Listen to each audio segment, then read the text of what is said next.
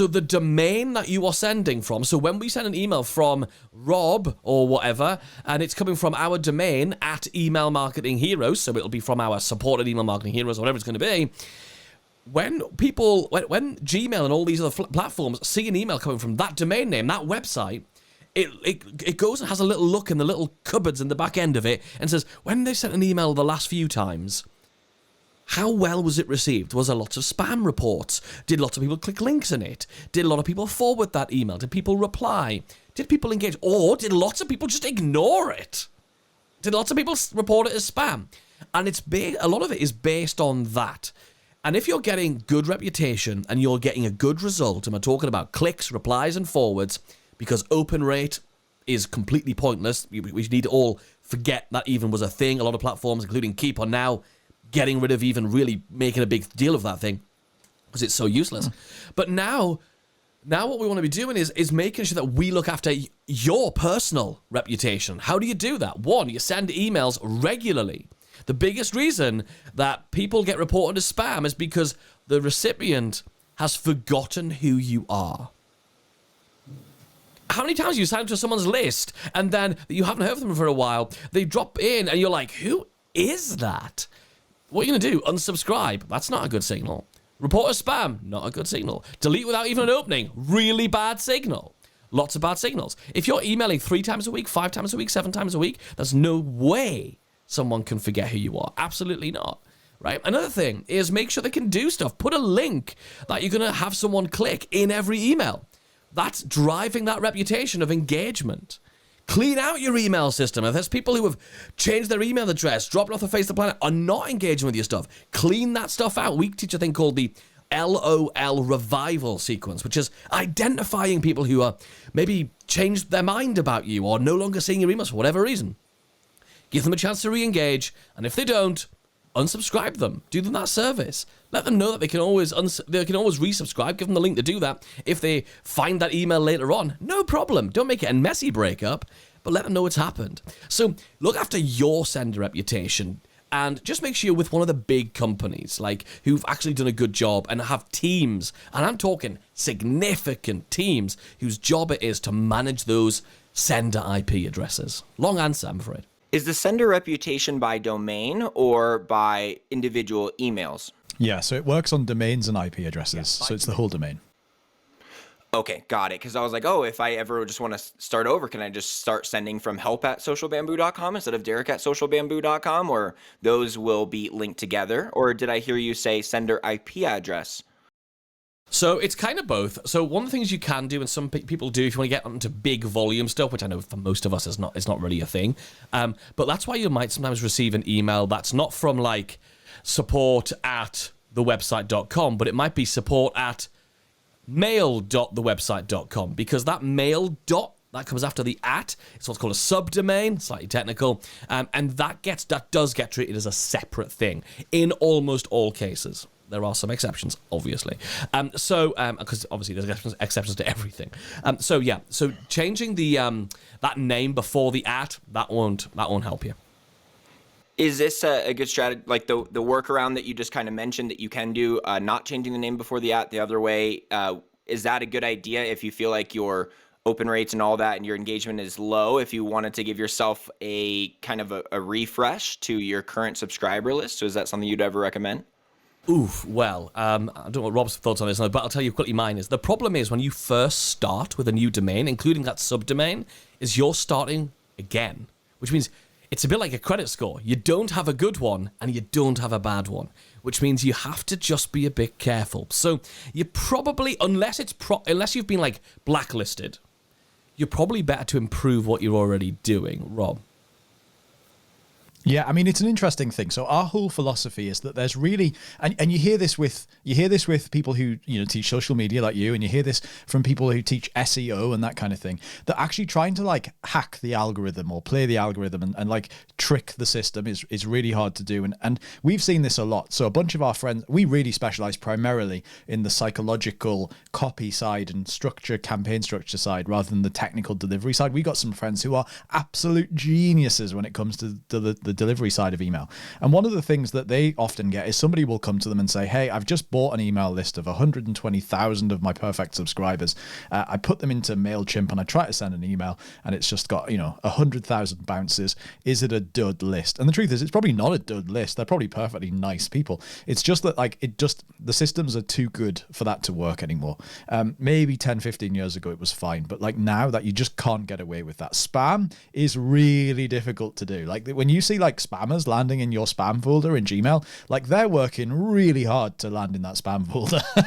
And even that's like not really where they want to be. So trying to do anything that plays the system is hard. Our whole philosophy really comes down to, let's send emails to people who want to receive them. Let's figure out. And the truth is that the algorithm works. The algorithm that gets you into the promotions folder or the inbox or the spam folder or whatever, that bit is entirely predicated on the evidence that you build up in the system that people want to hear from you. So if I send like 1,000 emails out to my subscribers, and let's say that, just imagine all of my subscribers are on Gmail for a second, because that just makes it easier.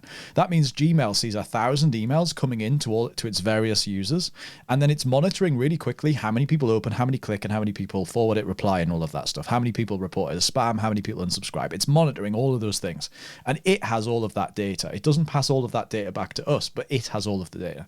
And so it can really quickly go, do you know what? Not many people paid attention to that. So maybe we'll just treat this email address and this domain name with a little bit more suspicion next time. Maybe we'll treat this sender, and maybe we'll only get them as far as the promotions tab. And if you keep going with that, then it's going to get further down.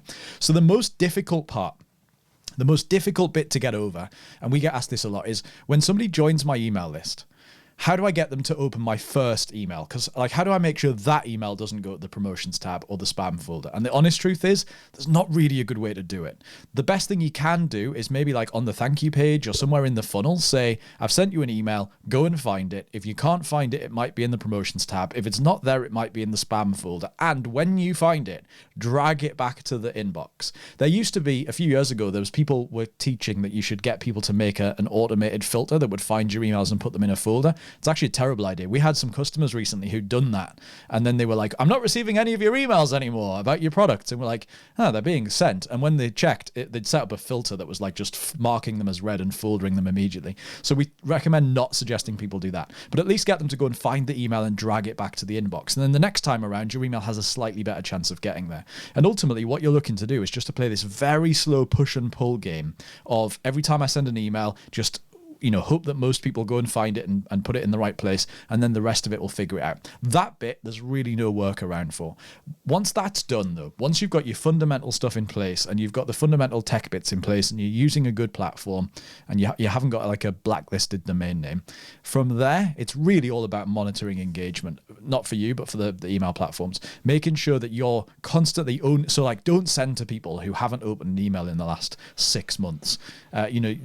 You just need to take those people and warm them back up again. Because they're hurting your engagement, essentially. Like if you keep sending to these people, so like just having a philosophy of like, I'll just keep sending and then like they'll unsubscribe and, get themselves off isn't enough. What would that be? Just like filter out anyone who has not opened for like a year kind of deal? Yeah, I mean, the thing is, Yes. It's gonna depend on how often you email. Honestly, like if you email just once a month and they've only had 12 chances to open or click an email, then it's tricky to really know how engaged people are, because they might have missed a few emails. Sit down for this. We email 365 days a year. Should I lay down? You sit way down. We email every day, 365 days a year. And there's a bunch of reasons we do that. And the great thing about doing that is people cannot forget you.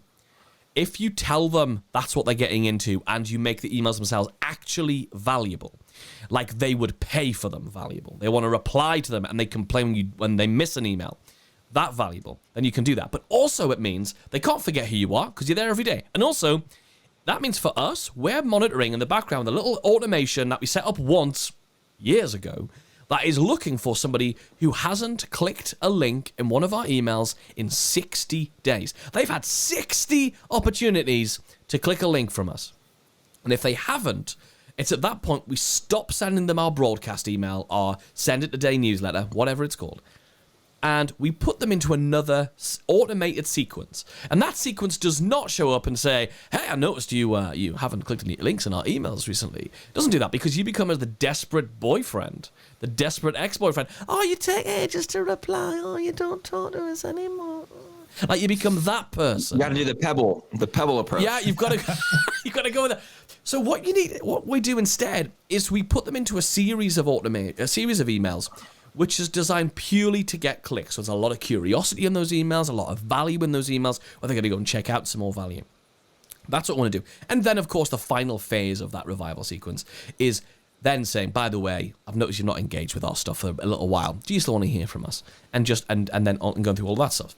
But here's the really important thing. This is all real strong evidence that when you get people, you move people from your social media channel and you move them onto your email list, because that means, heck, if you get into Instagram jail and you're suspended or something wonky happens on the platform, at least you've still got your contacts. If you do something naughty and you have a fallout with Instagram, you can't download your Instagram people and upload them to Facebook or upload them onto MySpace or whatever. You can't do it.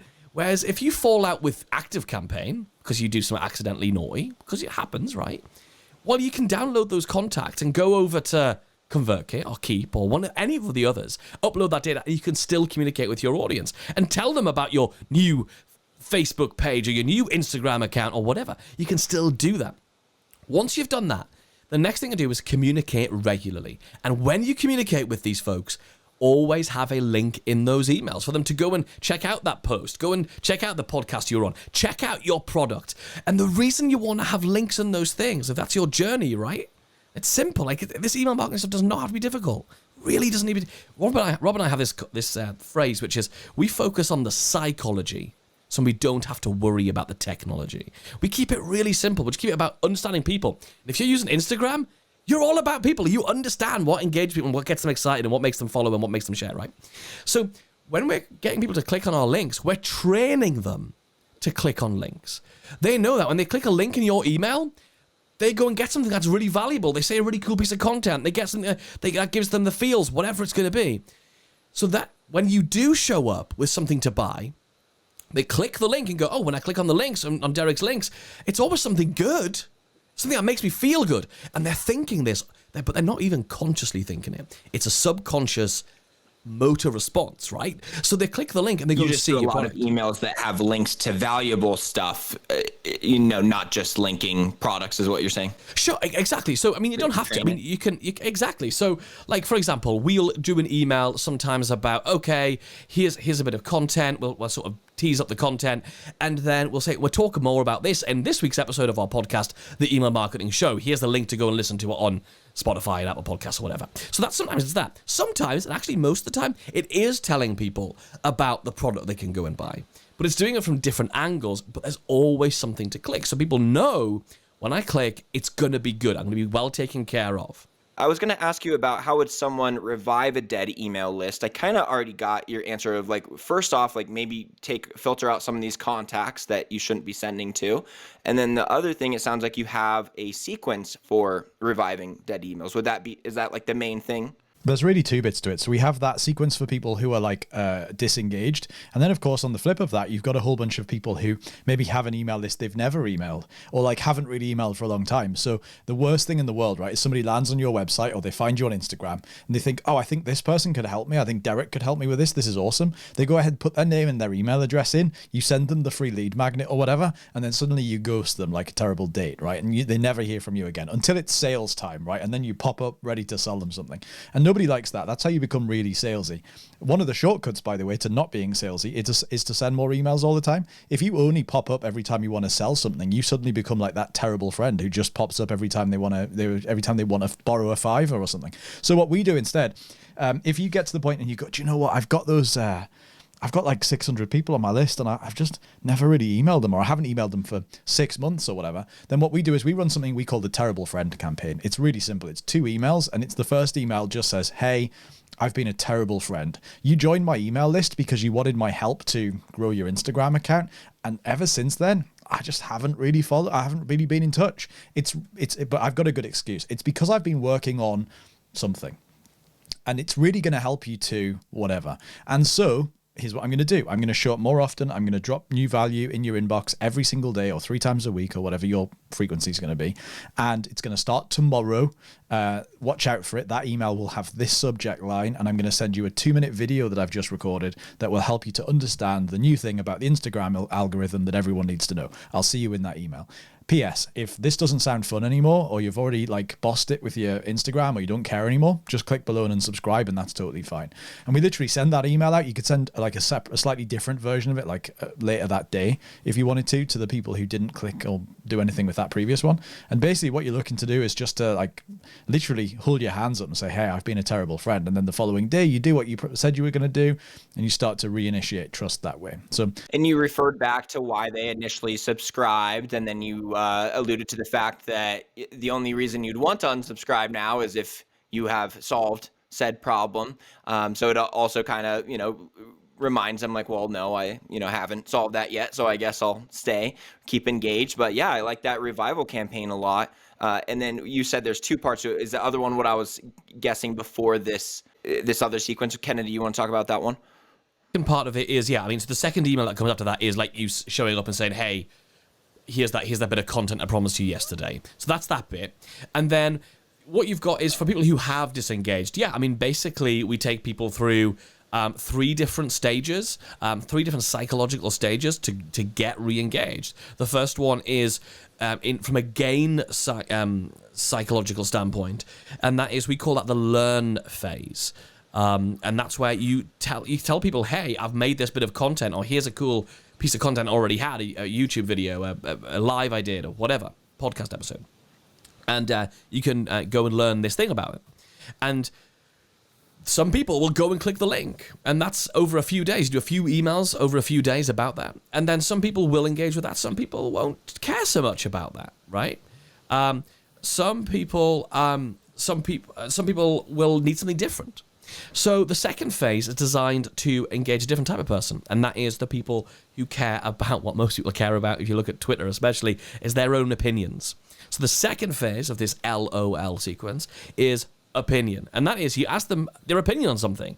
Hey, what do you think of the new poll sticker on Instagram? Love it or hate it? I want to know your opinion. And people will reply and tell you. That's a re-engagement. So far, the first 2 phases, the audience, those subscribers don't even know they're in a revival campaign. They don't even know you think they've disengaged. They're just going, oh, Derek wants my opinion about that new poll thing. Okay, cool. I'm going to tell him I think it's great. It's the best thing ever. Great, cool. The final stage, if they still have not re-engaged, is going to be where you actually finally call out the fact. You say, hey, I've been speaking to you. I've been sending you emails the last few days. I just want to make sure you're okay. And I want to just check, do you still want to learn about the thing you teach? And if you do, that's awesome. Click here to let me know. And they can click, or they can reply and let you know. And you do that for a few days, and then on the final couple of days, you say, hey, I've noticed you're not really engaging with this stuff. It's totally fine. I get it. And give them permission to leave. Don't make them feel bad, right? Give them permission. Encourage them.